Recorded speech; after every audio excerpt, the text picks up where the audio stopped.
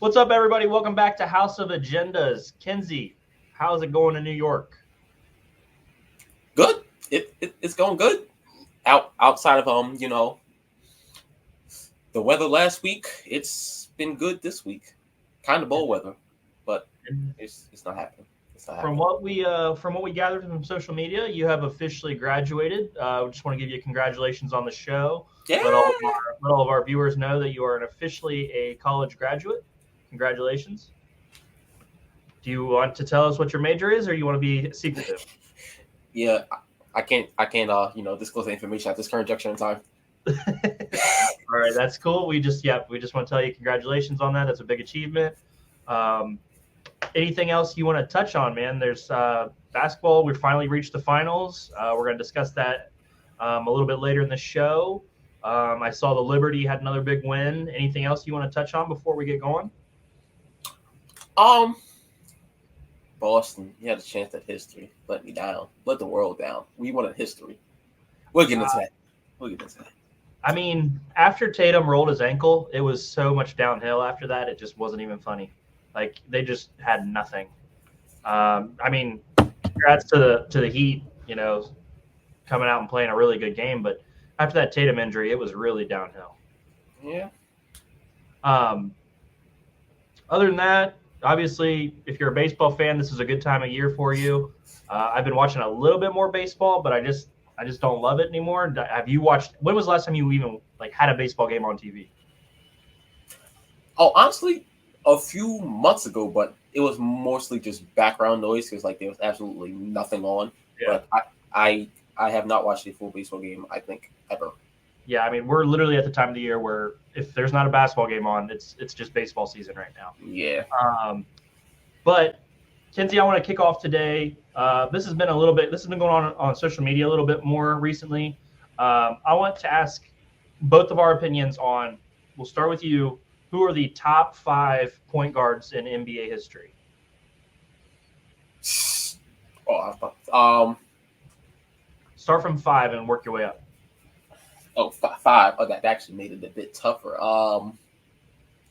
Okay, because I already have the 3. It's just the 4 and the 5. Fuck it. I'll have number 5, John Stockton. Okay. His assault on the record books didn't win a ring, but when you're clear of number 2 for assisting steals, I still think that means something. He made definitely 2 finals. I don't know what else he did in the playoffs. I mean, I here's the thing. I don't really hold John Stockton and Karl Malone. Obviously, I hold against Karl Malone that he's a child molester, but besides John Stockton being a kind of a racist, losing to the Bulls at that time wasn't really a detrimental thing to your career. So them not winning a championship I don't really hold that against them because they played against the best Bulls team ever. Yeah. But I mean, John Stockton still is the all-time leader in assists and steals, like you said, which is insane. That's just for him being an undersized point guard and being able to play defense at such a high level is definitely worthy of the 5th spot, in my opinion. Then number 4, I'll throw Oscar on there. You got Oscar at 4, okay. Yeah. Then now it gets easy. 3, Isaiah. 2, Steph. 1, Magic. Well, yeah, Magic. Still Magic. Yeah, I think I have the same top 5. I just have it in a little bit different order. My 5, starting at 5, is John Stockton. He was 11-time All-NBA, 5-time All-Defense, and then we talked about the steals and assists. At 4, I have Isaiah Thomas, 2-time champ, 1-time Finals MVP, 5-time All-NBA. Just his story is very interesting, the way he got blackballed from the Olympic team because of MJ and stuff like that. And him and the Pistons were they were a major factor in the East when MJ was coming up.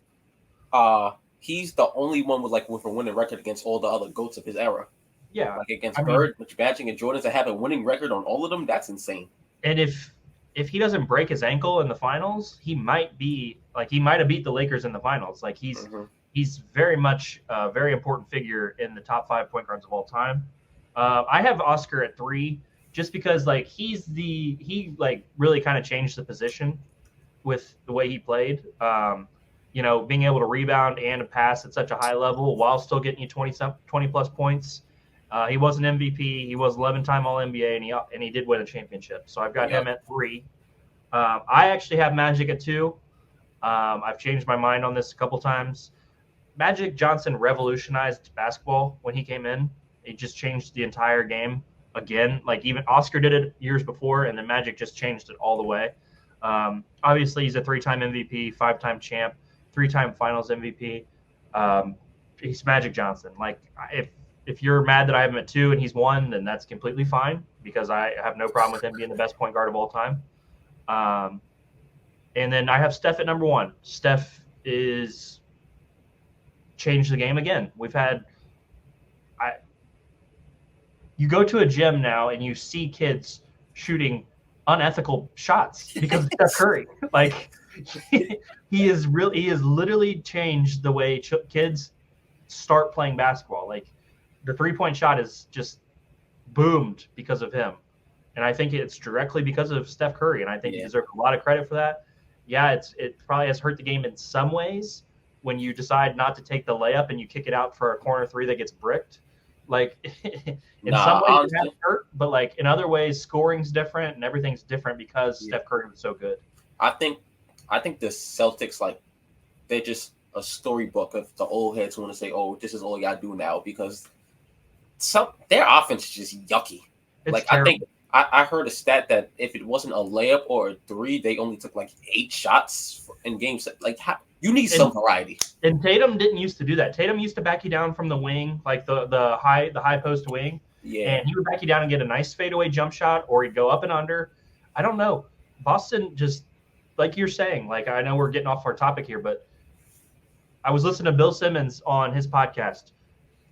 Their offense is ISO heavy, and then it's ISO 3 ball sometimes. Like unless Derek White comes off a couple screens, it's a pass and a shot. Like it's not great offense.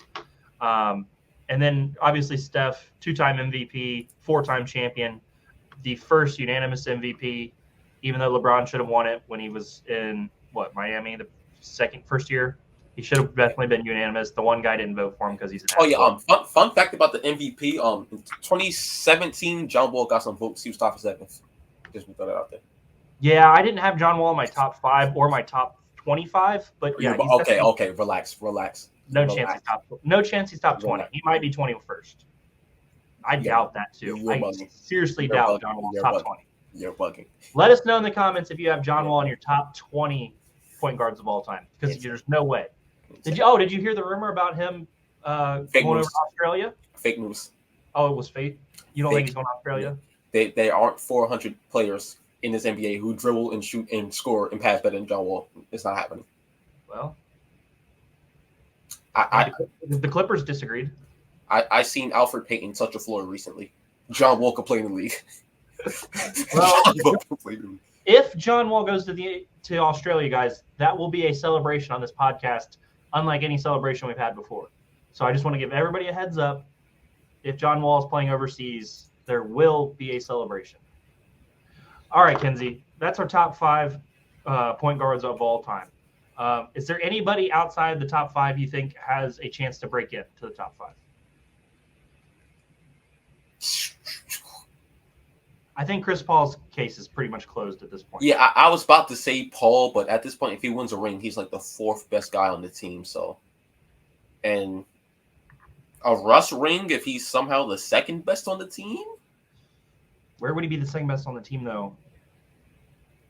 I mean, let's say if Kawhi stayed healthy this year and they went on a run, but then again, Paul George was going to come back. But yeah, regardless. Yeah. Hey, maybe Philly. Maybe. I don't know. It's tough. I think Russ is he's in a tough spot. I don't know if any of those guys can get into the top 5 though. I don't know. It's tough. How many rings you said Oscar had? He only has 1, but he also, I think he gets a lot of credit for the triple doubles and things like that. I mean, it never ever happened before then. And we also know Russ was a triple double hunter. It was a little bit different. Yeah.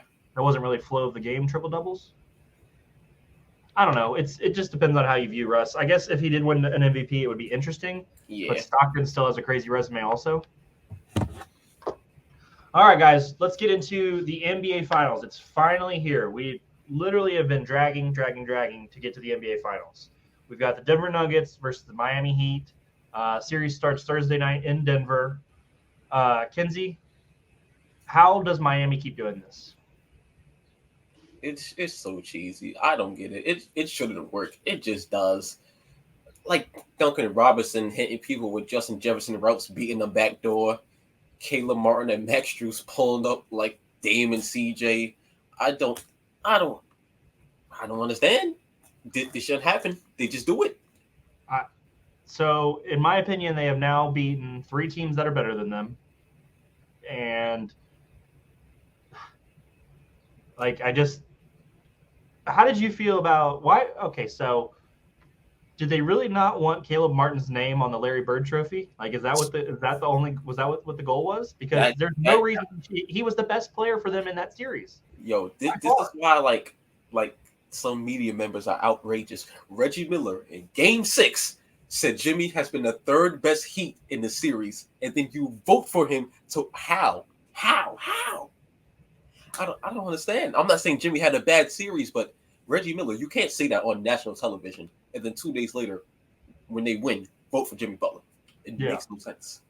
Well, that's also the problem with the media. You can literally say anything, and then a day later, you can say something else. It doesn't matter. Like, the 2 most important matchups in this series, I think, are very interesting. Bam versus Jokic on defense. Can Bam make it a little bit more difficult for him? Is he going to be able to do a better job than Anthony Davis? And then we've got Jimmy Butler versus Murray, and I think that's a fun matchup if Murray's shots are going in. Mm-hmm. Do you have the Heat with an edge in any place in this game and like in this series? Do you give them an edge anywhere in this series? Coaching, yes, but I don't think it's like going to be this mismatch because Denver isn't just throw up a 3, and I don't think they could just throw out a zone versus Denver and let Jokic don't know what to do with it. Because like sometimes the Celtics just look like when Miami went zone, the Celtics didn't get past the 3-point line. Like it was just you pass, all right, this 3 isn't open, okay, you pass. I think if you do that versus Jokic, like he's going to like Mahomes you up. Like it's going to be a backdoor cut. That I don't think the zone's going to be effective. I think if it's a close game late, I would trust Jimmy with 2 minutes left over like Jokic just because wings are better at shot creation, and I think he could stop Murray better than the Nuggets could stop Jimmy.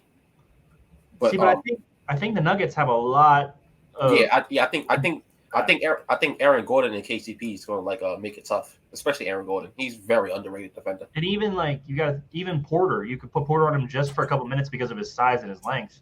Yeah. I don't think he would do a great job, but I think it's just putting bodies on Jimmy to slow him down. Yeah, because that's what the Celtics did good. I think Jimmy goes blocked like 10 times that series, just because all the length. Because look, if we're doing matchups, let's go. So I would say Murray will be chasing probably Strus, I would say. Right. And then I would put KCP on I would put him on Caleb Martin, and then I would have Aaron Gordon on Jimmy. Yeah. And then I would put Michael Porter Jr. on Kevin Love to start. Because Kevin Love's really going to stand at the 3-point line. Yeah, he's going to probably crash the boards, but I'm not as worried about it with Jokic. Yeah. And then obviously Jokic and Bam are matched up. If Bam was better on offense, I would be so much more inclined to give the Heat a chance. He's just not consistent. Even last series, I was like, all right, I think AD's gonna average at least 20, and he's gonna play good defense on Jokic. I think if he clearly won the AD matchup, I don't think there's no way he doesn't dominate this bad matchup. Yeah, I mean, it's just I don't know how Bam can slow him down. It's not anything against Bam. Bam's a fantastic defender, and Jokic is just so much bigger. Because going from playing Al Horford, who think he's cat, to Jokic is about to be totally different. Yeah. Okay, so here's really I think this is going to make or break the series. Can Miami stay hot from 3? They are shooting 39% in this playoff run on 34 attempts a game. Nobody in their main core of 7 or 8 guys is shooting under 35% from three in this playoffs. Can that continue? Because that's the only way I see them staying close. At this point, I'm going to say yes, because it came to the point where when Vincent or Strus go into the shooting form, I'm like, oh God, this is going again. And honestly, that started midway through the Knicks series. Like they just been on a hot streak after literally being one of the coldest offenses all year. Like, this is insane. Okay, that's good. Okay, so are you think I mentioned this earlier about the Heat starting lineup? Is it actually going to be Vincent, Jimmy, Martin, Strus, Bam? They better not. Or do you think they're starting Love? I think they have to start Love, because the Celtics 4 with just like a 4-out, 5-out offense. Jokic is going to bang. Gordon crashes. Porter averages like 6 bounds. I don't think they could. You don't think they could? So there's no way they could rebound with that smaller lineup. No. Okay. Jokic just averaged like 15 boards on Broad. Well, here's the thing: Jokic is going to lead the game in rebounding no matter what. I don't think that's what. But also, aren't you going to try to at least space the Nuggets out as best you can with the four shooters? I think Vincent's shot better. Like, Vincent's been there. He's one of their go-to guys besides Martin and Jimmy too. So do they go small and try to stretch them out? That's what I would try to do, at least in game 1, to experiment. That's a dangerous game they would be playing. And I think they're going to try to play Highsmith too, also because of his length. And he's shooting 50% from 3. Like, it's crazy. I don't know, because I think their matchups are going to be tough on the other end. And that, like you said, zone is not going to work against Jokic. Yeah. He's too good. First time there's a backdoor lob for a dunk for Aaron Gordon, or if there's a wide open corner 3 for KCP, it's not going to be good. Like, Jokic is not going to mess that up. Yeah, especially because how far they extended. Like, they would full court press a lot. Yeah. I mean, the Heat play really good defense. Spo is fantastic. It's just Jokic is the perfect zone beater. Like, he's the most perfect player you can have. Okay, so let's get into the very end here. Finals predictions. Who is your finals MVP, and who wins the finals in how many games? Jokic winning the finals MVP. Nuggets in 6. Okay. I also have Jokic as finals MVP. Barring something just miraculous, I've got the Nuggets in 5. I just think this is Jokic's year. I think if Murray is even half as good as he was against LA, I just think it's too much. I think they're just too much for the Heat to handle. And I've also said this 3 straight series, so you can knock me on that too. I just don't get how Miami keeps doing this. I don't get it. So we both got Nuggets. You got them in 6. I've got them in 5. We both got Jokic as finals MVP. Yep. All right. Guys, that is our finals coverage. Kinsey, before we get out of here, we have started a 2K series, and it's a 3-on-3. Do you have anything you would like to say about how that series has gone so far? People are starting to question your greatness. We good. Don't let us get one. All we need is one. I just wanted to slide that in there before we go. Kinsey, you got anything else we need to get to before we get out of here? If Jimmy Butler wins this ring. Oh my God, that's gonna be a monumental day. Oh, question: what did you think of Nurse going to Philly? I mean, it's gonna help. I think like he's better like schematically than Doc, but I just think Embiid is the one that's just not gonna happen. Okay. All right. Well, that's all for us today. We will be back next week at some point next week to cover some of the finals games. We have actually kind of gotten off our schedule. We're usually on Fridays, but we've kind of mixed it up recently, being able to record whenever. But guys, please like and subscribe to the podcast on YouTube. We need to get those subscribes up. We're still at 151. Any subscribes help. And I also want to say thank you guys for all the views recently.